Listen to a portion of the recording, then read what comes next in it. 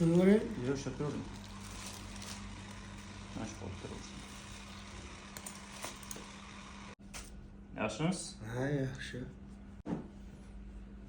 Qanday bo'ldingiz? Zo'r. Nima yengillaysiz? Boya boshim loqillab turganda og'rimaydi, loq etdi, o'sha yo'q bo'ldi-da.